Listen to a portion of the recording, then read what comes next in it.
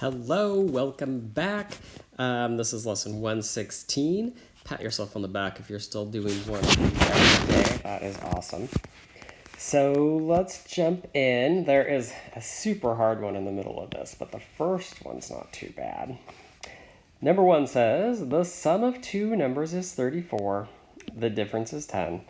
What are the two numbers? So first we've got the sum of the two numbers, and sum, when you see sum, you're thinking you're going to add. So that means I have something plus something. And it says the difference is 0. And when you see difference, you have a minus. So something minus something. Oh, and they tell you what each of these is equal. So the sum is going to add up to 34. And the difference is going to be 0. Whoops, not right there. It's going to equal 0. So what plus what is 34? And those same two what plus what minus what, is going to be 0. So what helps me out here is that I know for the subtracting that it has to be the same two numbers to get to 0, right? So 5 minus 5 would be 0. But 5 plus 5 would not be 34. So I need two bigger numbers that are going to add up to 34. What plus what is 34? And maybe 10 plus 10? 10 minus 10 is 0. 10 plus 10 is 20. It has to be bigger. Maybe 15? 15 plus 15, that's 30. Oh, I'm pretty close. I just need 4 more. So 2 on each side. 17 plus 17. 7 and 7 is 14. And then the other two tens. Yeah, that's 34. And of course, 17 minus 17 is 0. So it looks like the two numbers are 17 and 17. Okay. Number 2. Complete the pattern that begins at 120. And there's a rule, multiply by 3/5. And this is the one where I don't blame you if you got super stuck on this one.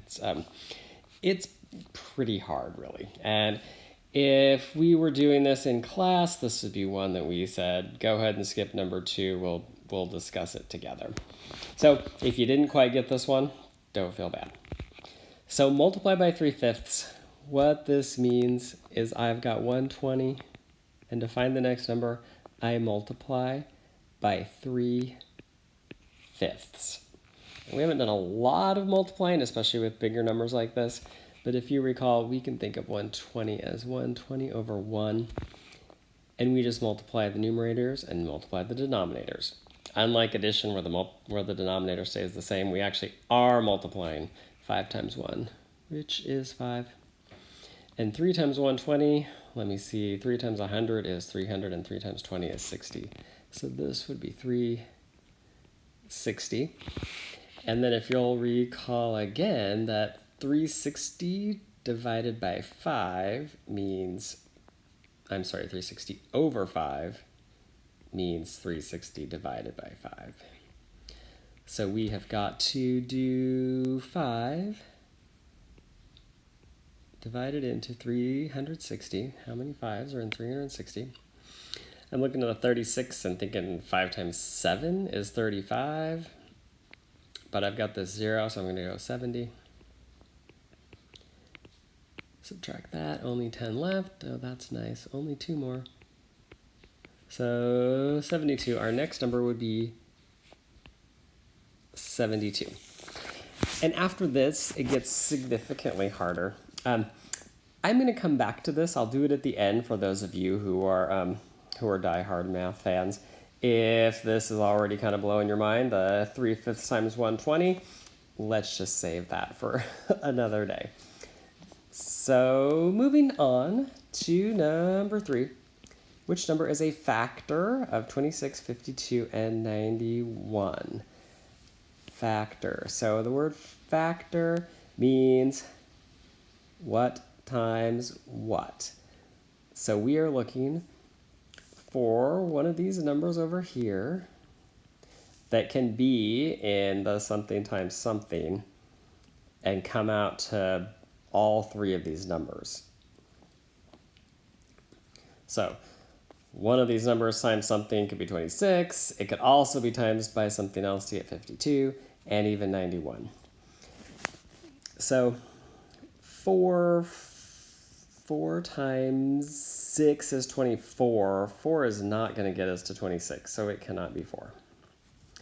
How about 13? 13 times 1 is 13. 13 times 2 is 26. 13 times 2 is 26. So 13 does work for 26. Does it work for anything else?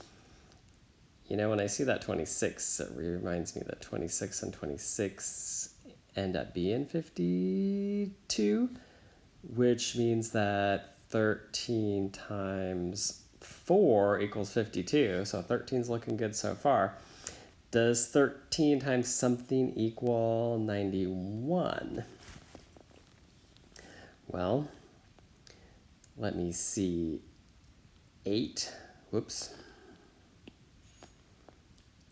13 times 8 would be 104 because if I double this factor to double my answer. So if 13 times 8 is 104, what about 13 times 7? What if we go a little bit less? 7 times 13, that would be 70 and 21.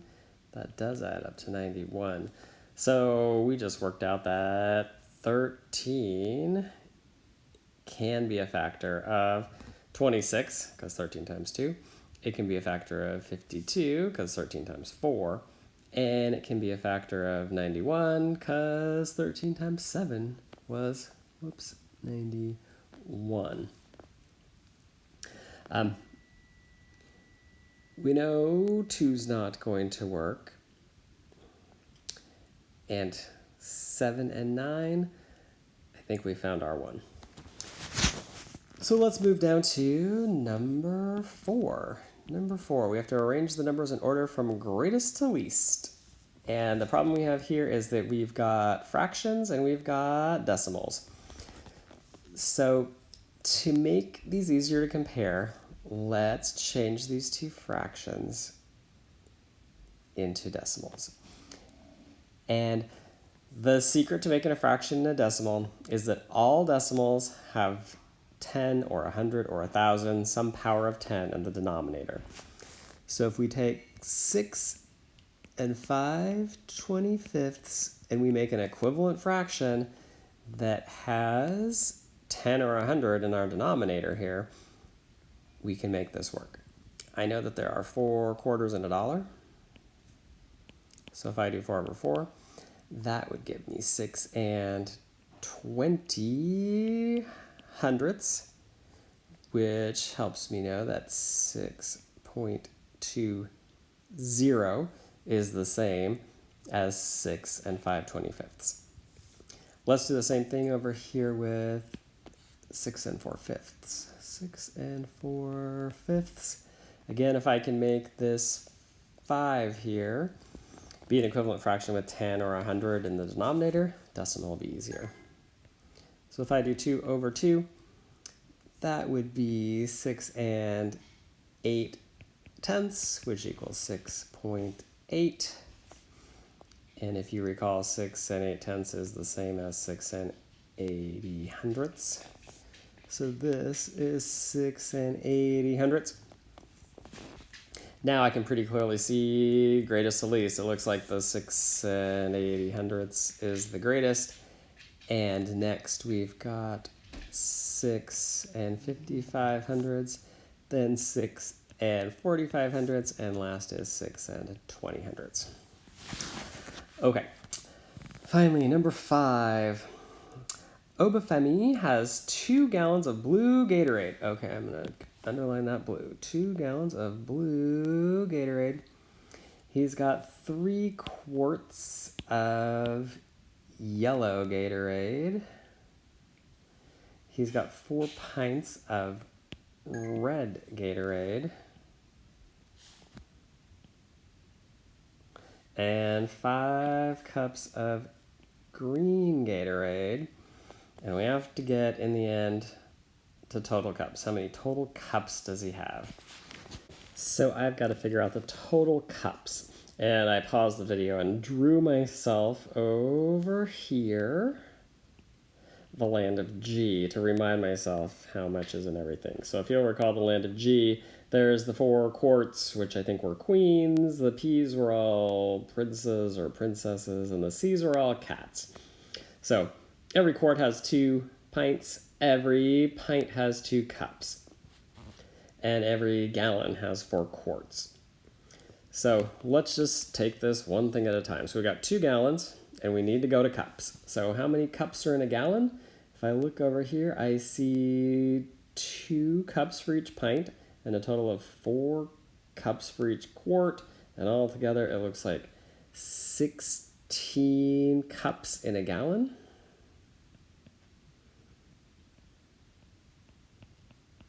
And it says 2 gallons of blue Gatorade, 2 gallons of blue Gatorade. So 2 times 16 would be 32. So I got 32 of the blue Gatorade. Then it says 3 quarts of the yellow Gatorade. So I've got 3 of these quarts. 1, 2, 3 of the quarts. And every quart, we just said, has 1, 2, 3, 4 cups. So there are 4 cups in 1 quart.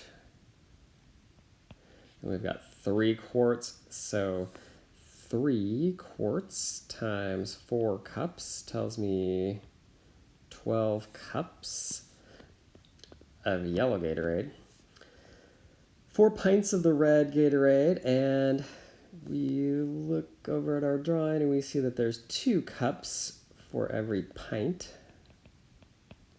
And since we've got 4 pints times 2 cups per pint is 8 cups in 4 pints. So altogether, I had 32 cups of the blue Gatorade, 12 cups of the yellow Gatorade, 8 cups of, 12 cups of the yellow, 8 cups of the red, oh, and 5 cups of the green. We didn't have to do anything to the 5 cups because they were already cups.